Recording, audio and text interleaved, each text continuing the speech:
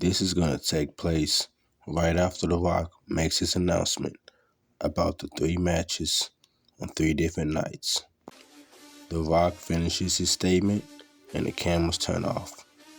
Tony gets up quick and tries to walk off in pure disappointment. Shad Khan just yells, "My son, come to me." Tony sighs to himself and goes to his father. Shad Khan notices the look on his son's face and he just says, "I'm sorry, my son, but it's what's best for the company." Tony glares at him and he says, "You stole my company from me." Shad says, "And who was it who funded said company?" Tony just stares at him. Shad puts his hands on Tony's shoulders and says, "My son, it's what's best for business." And he walks off. The camera then pans over to Seth Rollins and Becky Lynch. They're talking about the state of the company. Seth says, "Beck, you know I'm with you through and through with it all. But siding with Dwayne, siding with The Rock, man, I don't know." Becky says, "It'll be fine. I mean, I'm here, and we're the best there is, and no one has the balls to stand up to us."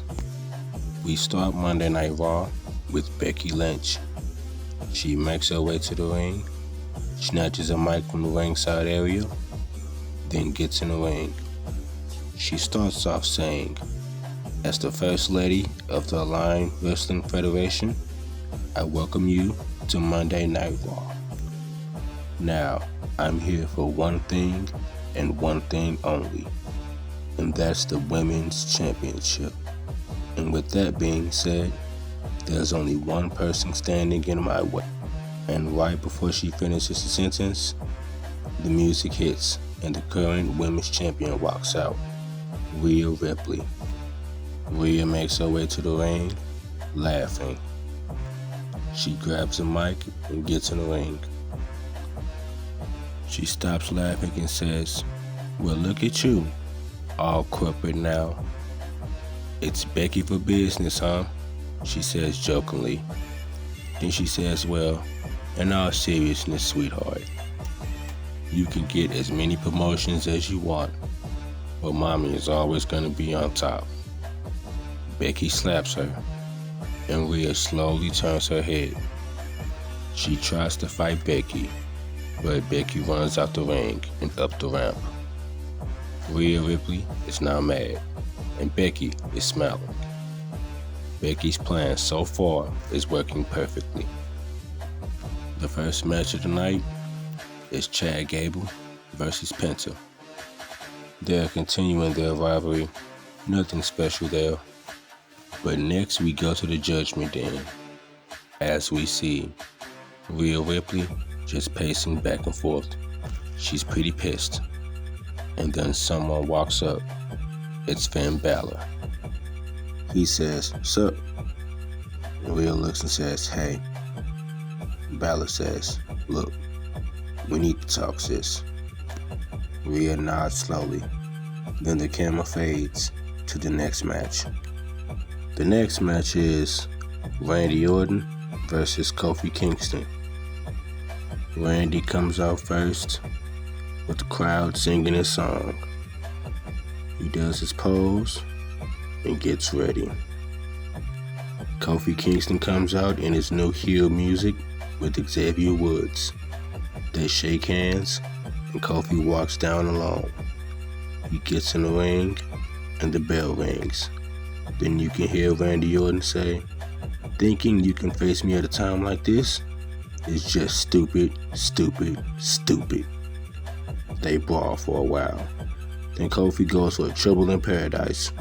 Randy just ducks and hits an RKO for the 1, 2, 3. He gets up, shrugs his shoulders like, "Hey, oh well, it's too easy." He gets up, poses, and his music starts playing. Kofi just sits there and he just looks upset. He gets out the ring and just walks to the back with Randy Orton's music just blasting in the background and the crowd singing every word. Byron Saxton appears as we get another backstage segment, and he says, "Now joining me at this time, the Game, Triple H." He asks Triple H, "Sir, is there any kind of comments that you would make on the Aligned Wrestling Federation at this time?" Hunter says, "See, times have changed, and not all wars have to end in blood. Now, I may not agree with all the decisions that those on the board of TKO make, but I can say that overall, I will do what's best for business." And he walks off. The main event comes, and it's Rhea Ripley versus Liv Morgan. It's the last match of their grudge matches. They both make it to the ring as the bell rings, and Rhea starts off dominating. She beats Liv down with heavy strikes to the back, and then the ref breaks it up. Liv Morgan fires up and makes a comeback. She hits Rhea with a few strikes and then throws Rhea out the ring. Liv gets on an apron and tries to jump off with the crossbody onto Rhea Ripley, but Rhea recovers and delivers a kick to Liv Morgan's stomach on her way down. Then Rhea grabs Liv and throws her into the steps. She gets in and out the ring to refresh the count. Rhea makes her way around the corner into a boot from Liv. Then Rhea falls. Liv gets into the ring and waits for Rhea to do the same. But as soon as Rhea makes her way into the middle ropes, Liv goes for the Oblivion. But Rhea rolls that up into a pin for the 1, 2, 3. Rhea Ripley wins the match. Winded, she makes her way into the corner and sits down. Then The Rock appears on the screen. He says, "Good match, ladies." And then he says, "Rhea Ripley, I expected nothing less from the champion. But you see, you have one more match, little lady. And this one is for the title. Oh, do me a favor and say hi to Finn Balor for me." Becky Lynch music hits, and Becky Lynch comes out. She's all smiles and she power walks to the ring. Rhea is just shaking her head no, as the ref just looks at her and says, "I'm sorry." Then he rings the bell. Becky runs into the ring. She gets on top of Rhea and just goes at it. She picks Rhea up and throws her onto the ropes. And as Rhea is running back, she runs right into a manhandle slam. 1, 2, 3. Becky is the new champion. Liv Morgan is on the outside just looking scared. Rhea is laid out. Becky just stands at the top of the ramp, raises her title, and says, "The man has come back around," as Raw goes off air. We get to Wednesday Night Dynamite, and it starts with Tony Khan in his office, and he's just pacing back and forth with a lot on his mind. Then we see Chris Jericho walk in, and he says, "Hey, I brought someone." And then Bryan Danielson walks in. Tony says, "Look, we need a plan. My dad owns 51% of this company, and The Rock is on the board of TKO. We need something." Chris Jericho just starts thinking, and he says, "Well, there's gotta be a way." Danielson says, "Look, first we need the AEW title. We need a team. We need a champion. We have to find someone." Then it fades away. The first match is Wheeler Yuta versus Samoa Joe. Joe comes out first, then Yuta. Yuta waits for the bell to ring. He extends his hand and waits for Joe to shake it. They do. And then Yuta just turns around He gets out of the ring because, hey, he said himself, he's not gonna fight at all. He's just here to get paid for appearances now. As he walking off, Joe just yells, "Hey, seriously?" And Yuta, while walking off, just waves his hand, and he goes to the back. The camera follows him, and then we see Renee Paquette walk up to Willie Yuta and asks, why is he choosing not to fight anymore? And before Yuta is about to answer, the Young Bucks walk up. Matt Jackson just says, hey, we're all gonna have to fight sometime. Yuta says, not me. Nick Jackson says, we'll see. And they walk off, and Willie Yuta just staring at them, and it fades away. We get to the ring, and out comes MJF. He gets a mic and says, well, apparently there's been a big change in the higher ups, and there's also been a few changes around here. I don't give a damn who's in charge. I just want a shot at my Triple B, the AEW title. Then out of nowhere, the Hurt Business comes out. MVP, Bobby Lashley, and Shelton Benjamin. They get in the ring and MVP grabs the mic. He says, hey Max, you see, I heard you were in need of a title match. And let's just say we can get you that title match with a little business deal. What do you say? MJF says, what the hell are you yapping about? And hurry up, I don't have all day.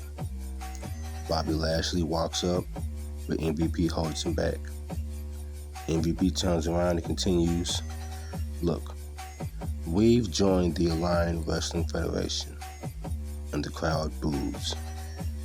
MVP says, hey, I can pull some strings and get you that title shot. All you have to do is join us. MJF says, well, isn't your little fellow crewmate Christian the AEW champion? So how's that gonna work?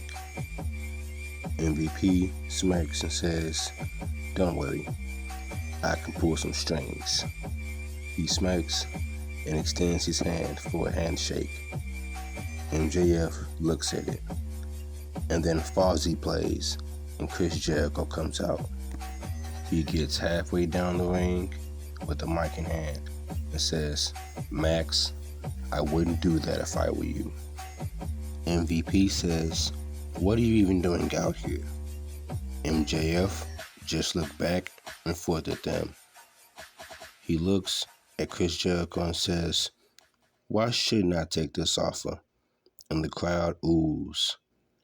But then Max turns around at MVP and says, well, why should I take this offer?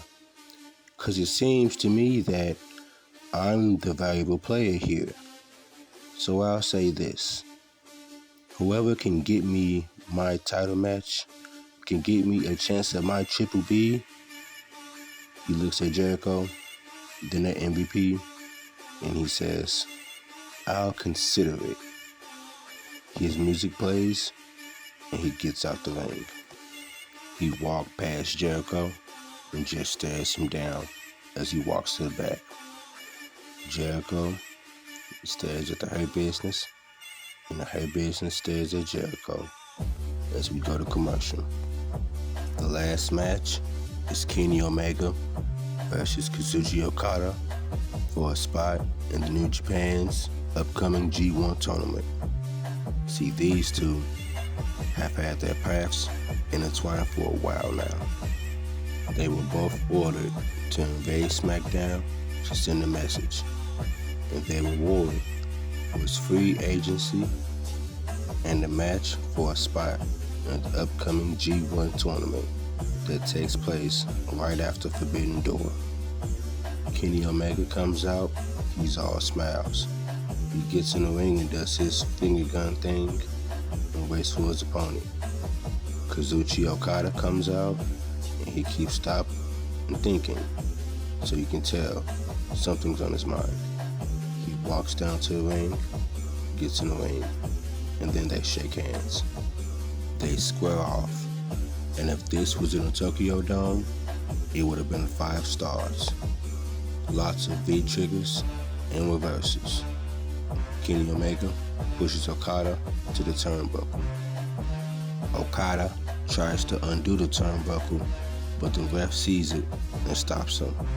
As the ref fixes the turnbuckle, Okada tries to turn and as fast as he can, kick Kenny in the balls. But Kenny blocks it, looks at him like, really? Hits him, then puts him up for the one-wing angel. He hits it for the 1, 2, 3. Kenny is going to the G1. Kenny gets out the ring, walks up the ramp, look back, does his finger gun thing as Dynamite goes off the air. It's Friday Night SmackDown, and it starts off with CM Punk.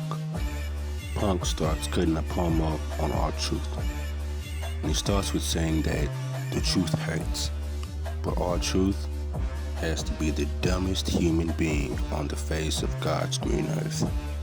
How the hell is your childhood hero almost a decade younger than you are?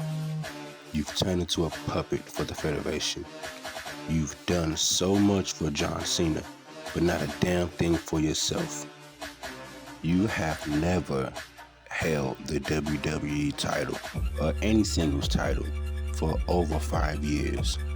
He looks into the camera and says, the 24/7 title doesn't count, because where is it now?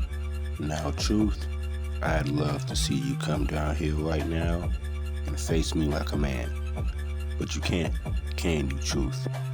You need your puppet master, Dwayne, to give you the go-ahead. Or are you just John Cena's bitch? The crowd cheers, and R-Truth appears on a try to get CM Punk's attention. From the looks of it, he's enjoying himself in Hawaii with the Hawaiian shirt on, just sitting, chilling. Truth says, "Hi, Punk. I see you're quite upset, but as you should be. See, Punk, you have to be put in your place every once in a while. While people like me, on the other hand, I know my place." As a woman comes up to him and hands him a drink, he sips it, says thank you, and she walks away. He says, "Punk, don't worry, because the truth can and will beat the shit out of you and set you free." He laughs and the video ends, and then we go to commercial. The main event is Drew McIntyre versus CM Punk. These two have a history as well. See, Drew was like one of the first people who was upset when Punk returned, and he still has some pent-up frustration that he needs to let out. The match starts. It's a complete slugfest. There's no reason to hold back at all. I mean, if someone jumps in, oh well, sucks to be you. Hell, they may even help out the attackers. Or will they? The match gets underway. As these two start up, it's about 10 minutes left in the show. And as soon as the 5-minute mark hit, R-Truth hits the ring and hits CM Punk with the chair, causing a disqualification, making Drew McIntyre lose the match. Truth continues to lay out Punk with stomps and chair shots. He beats him completely, just destroying the chair. Commentary is going wild. But just when he's about to leave, he turns around and he runs right into a Claymore by Drew McIntyre. Drew stands over R-Truth and just says, "Stay the hell out of my way." And he leaves the ring, leaving CM Punk and R-Truth laying as SmackDown goes off air.